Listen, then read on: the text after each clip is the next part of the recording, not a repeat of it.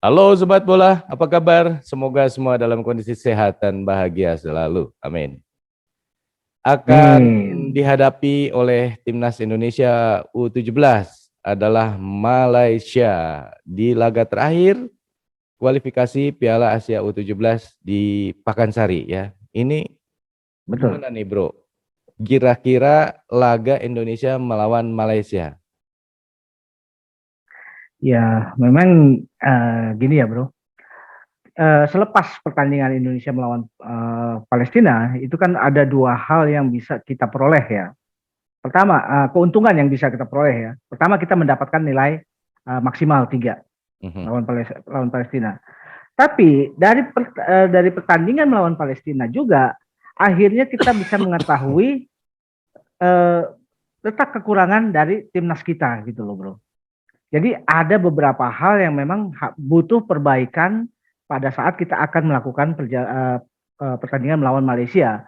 Nah, untung saja bahwa uh, pertandingan melawan Palestina itu kemudian juga membuka mata kita bahwa sebetulnya ada banyak lubang-lubang yang ditinggalkan oleh timnas kita yang mudah-mudahan aja Coach Bima juga bisa menambal ini segera Mhm. karena pertandingan melawan Malaysia tentu bukan pertandingan yang mudah dan ini juga pertandingan yang boleh dibilang sangat penting gitu loh Mhm. untuk memastikan Indonesia bisa melaju ke Piala Asia nanti Ya. gitu bro.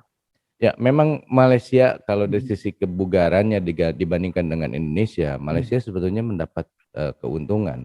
Di mana ini adalah laga yang ketiga ya kalau tidak salah.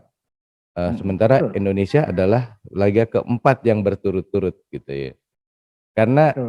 Malaysia sempat setelah satu laga pertama kemudian sempat istirahat satu hari, kemudian baru bermain lagi. Jadi sebenarnya eh, ada keuntungan dari sisi kebugaran nih dari pemain Malaysia, ditambah juga Malaysia ketika melawan Guam itu juga yang diturunkan melawan Guam itu adalah tim yang boleh dikatakan pelapis keduanya lah. Sementara Indonesia kan Ya. sama terus nih pemainnya. Apakah Indonesia akan memainkan tim yang sama lagi dengan ketika Indonesia melawan Palestina dan juga UEA?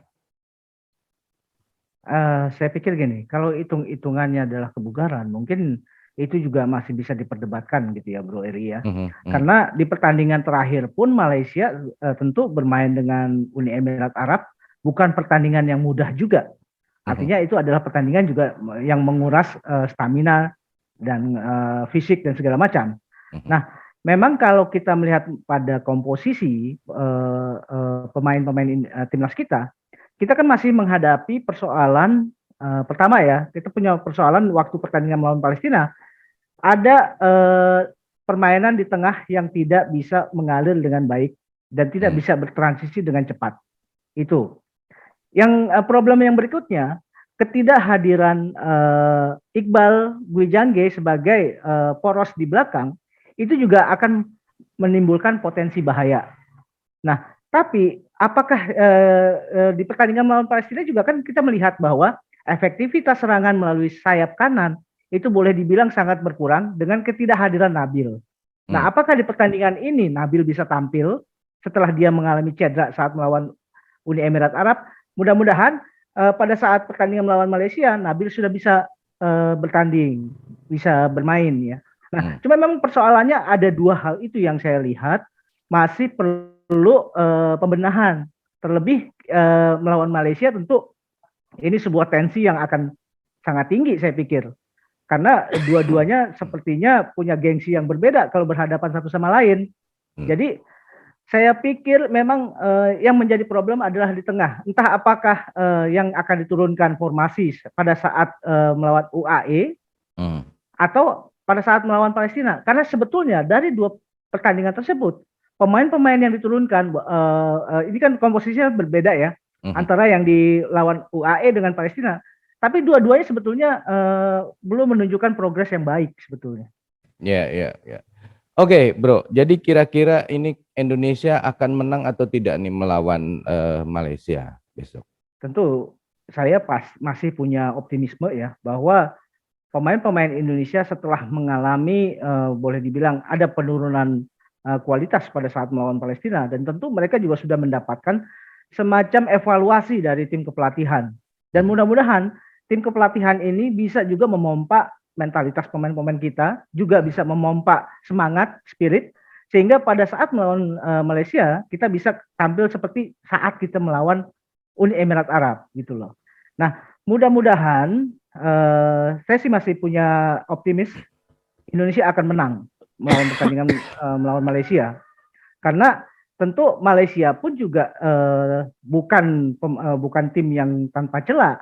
Mereka juga koordinasi permainan di Indonesia itu justru lebih unggul kalau saya melihat dari beberapa pertandingan yang pernah dilakukan oleh Malaysia di event ini. Karena ternyata Malaysia juga pertama ya yang jadi persoalan di kubu Malaysia, saya melihat tidak ada belum fasihnya mereka berkoordinasi antar lini. Kemudian saya juga melihat bahwa di barisan belakang tim Malaysia sering terjadi kepanikan gitu loh bro. Dan yang ketiga, saya melihat kalau mereka sudah dalam posisi tertekan, mereka akan sangat sulit untuk keluar dari tekanan tersebut. Berbeda dengan tim Indonesia. Indonesia bisa melihat terlihat pernah tertekan pada saat melawan Uni Emirat Arab, tetapi Indonesia bisa melakukan recover dengan baik. Di situ yang saya melihat bahwa Indonesia masih punya kans yang lebih besar ketimbang Malaysia untuk memenangkan pertandingan ini. Oke, kira-kira berarti Indonesia akan memenangkan laga melawan Malaysia, kurang lebih seperti itu ya? Betul. Walaupun sebenarnya Indonesia untuk maju ke Piala Asia cukup dengan seri, apakah ini tetap akan diarahkan untuk kemenangan atau cukup seri saja? Nah, sebetulnya ini ya ambisi Malaysia kan juga harus bisa memenangkan pertandingan ini. Sementara Indonesia cukup bermain dengan seri. Nah, sebetulnya ini ritme pertandingan ini bisa dimainkan oleh tim Indonesia karena Malaysia harus memenangkan pertandingan. Jadi saya pikir pola yang pernah dijalankan oleh Sintayong yang kemudian berusaha menjebak pemain-pemain lawan untuk masuk ke daerah kita, kemudian kita melakukan counter attack dengan cepat dengan mengandalkan sayap-sayap, itu bisa dilakukan dalam pertandingan ini gitu loh. Tapi dengan catatan bahwa pemain yang transisi kita di tengah itu harus juga cepat melakukan antisipasi dan jangan terlalu membiarkan pemain-pemain lawan untuk menguasai berlama-lama dengan bola. Itu sebetulnya. Jadi pada saat pemain kita katakanlah di tengah sudah bisa merebut bola, transisi itu harus cepat dilakukan oleh pemain-pemain di tengah dan di sayap. Sehingga counter attack itu menjadi efektif. Gitu bro. Ya, kita lihat di klasemen ya bro ya. Kalau misalnya di klasemen kan Indonesia sekarang ada di puncak dengan 9 poin dan Malaysia dengan 7 poin ya. Kalau Indonesia menang udah pasti lolos lah, itu jadi juara grup ya. Nah, kalau misalnya Indonesia seri itu juga lolos ke Piala Asia. Tapi kalau Indonesia kalah, artinya kan posisinya bertukeran nih. Artinya Malaysia yang jadi puncak klasemen dengan poin 10 dan Indonesia di posisi kedua dengan 9. Tetapi kan sebagai runner up untuk menilai runner up terbaik kan yang dilihat hanya tiga tim teratas saja, laga dengan 3 tim teratas. Artinya Indonesia memang menang melawan UEA, melawan Arab, tetapi kalah dengan Malaysia. Artinya kan poinnya cuma 3. Sementara ini sekarang sebelum laga yang terakhir ini sudah sangat banyak yang punya nilai 3 poin. Artinya kansnya kan akan sulit nih untuk maju kalau hanya dengan poin 3. Nah, demikian juga halnya kalau misalnya Malaysia kalah. Malaysia kalah artinya juga dia poinnya juga sama 3 gitu kan. 3 dengan agregat gol cuman 1 juga sama kalau tidak. Iya benar 1 juga kan. Indonesia juga dengan UEA kan selisihnya juga 1. Berarti poinnya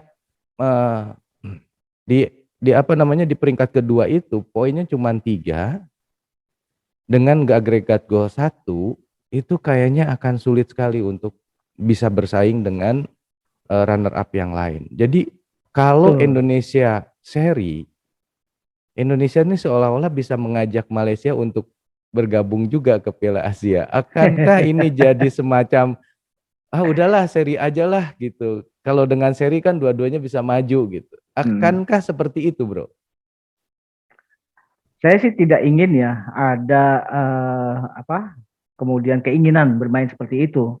Jadi apa bedanya kita dengan Vietnam dan Thailand pada saat ingin menyingkirkan Indonesia, ya kan? Ya, benar. Nah, sebaiknya tetap kita menjunjung tinggi yang namanya sportivitas, bahwa laju sebuah tim untuk sampai fase ke Piala Asia itu dilakukan dengan cara-cara yang terhormat gitu loh, Bro.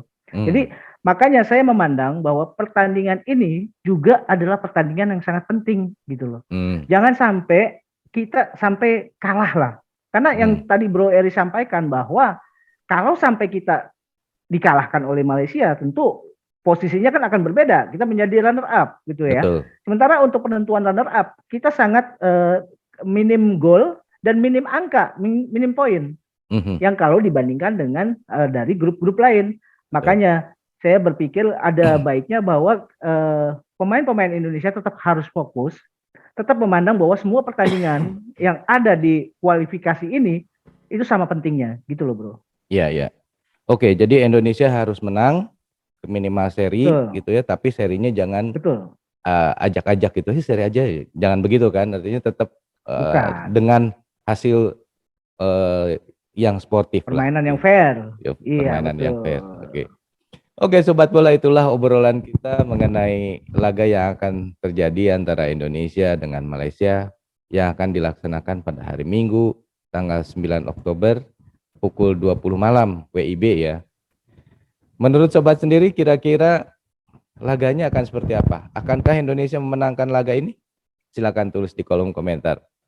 Sekian dulu obrolan kita kali ini, kita lanjut di video yang akan datang. Sampai jumpa lagi. Oke, thank you, Bro.